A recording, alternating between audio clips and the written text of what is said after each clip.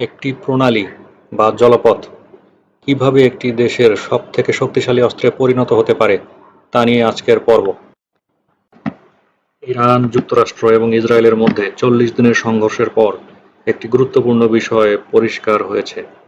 সেটি হলো, ইরানের সবচেয়ে বড় শক্তি হয়তো তার পারমাণবিক সক্ষমতা নয়, বরং কৌশলগতভাবে গুরুত্বপূর্ণ হরমুজ প্রণালীতে জাহাজ চলাচল ব্যাহত করার ক্ষমতা।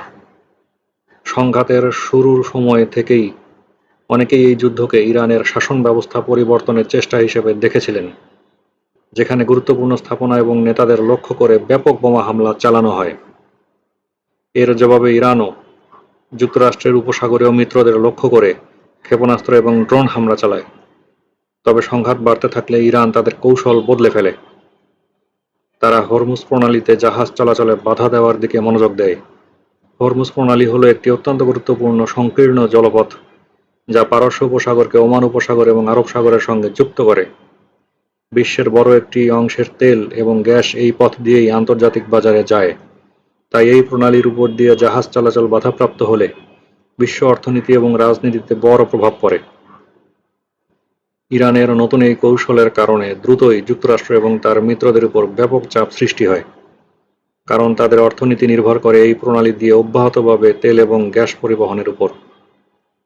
আইআরজিসির কর্মকর্তারা বুঝেছেন যে এই গুরুত্বপূর্ণ সংকীর্ণ পথটি নিয়ন্ত্রণ করতে পারলে প্রচলিত সামরিক সংঘাতের চেয়েও বেশি কৌশলগত সুবিধা পাওয়া যাবে। বিশ্বের জ্বালানি সরবরাহকে হুমকির মুখে ফেলে ওয়াশিংটনকে তাদের কৌশল পুনর্বিবেচনা করতে বাধ্য করেছে ইরান।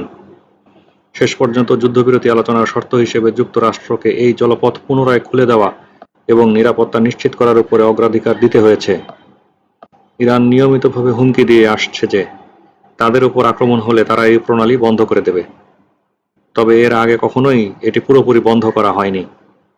এমনকি 1980 থেকে 1988 সালের ইরাক-ইরান যুদ্ধের সময় যখন তেলবাহী জাহাজে হামলা হয়েছিল, তখনও এই প্রণালী পুরোপুরি বন্ধ হয়নি। ইরানের কিছু সামরিক কর্মকর্তা এবং কমান্ডারগণ এই প্রণালীতে নিয়ন্ত্রণ আরোপ করে ভবিষ্যতে কিভাবে ব্যবহার করা যায় তা নিয়ে আলোচনা করছেন। ইরানের পার্লামেন্ট, বিশেষ করে ন্যাশনাল সিকিউরিটি কমিশন, ইতোমধ্যে এই প্রণালী দিয়ে চলাচলকারী জাহাজগুলোর উপরে শুল্ক আরোপের একটি খসড়া প্রস্তাব দিয়েছে। যাই হোক, ইরানের রাষ্ট্রীয় গণমাধ্যম যুদ্ধবিরতির পর বিজয়ের একটি চিত্র তুলে ধরে।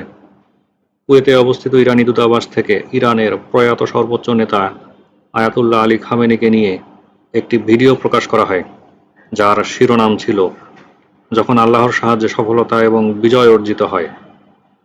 এটি ইরানের ভিতরের প্রচারিত সেই বার্তাকেই তুলে ধরে, যেখানে বলা হচ্ছে যে দেশটি বিদেশি চাপকে সফলভাবে প্রতিরোধ করতে পেরেছে।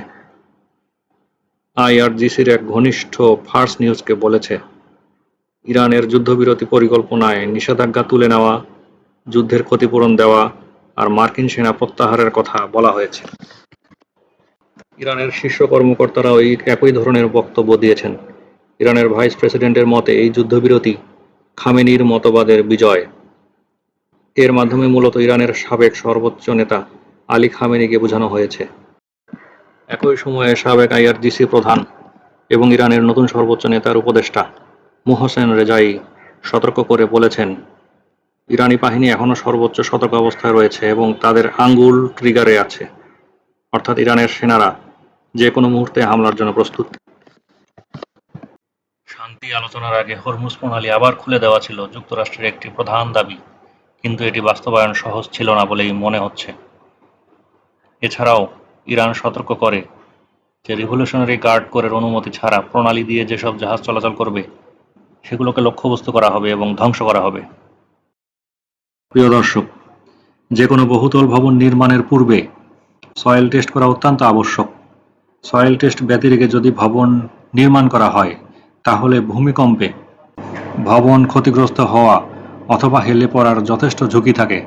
তাই যথাযথ নিয়মে সয়েল টেস্ট পূর্বক ভবন নির্মাণে অগ্রসর হবেন। যথাযথ নিয়মে সয়েল টেস্টের জন্য ডেসক্রিপশন বক্সে দেখানো নম্বরে যোগাযোগ করুন। প্রকৌশলী আহসান।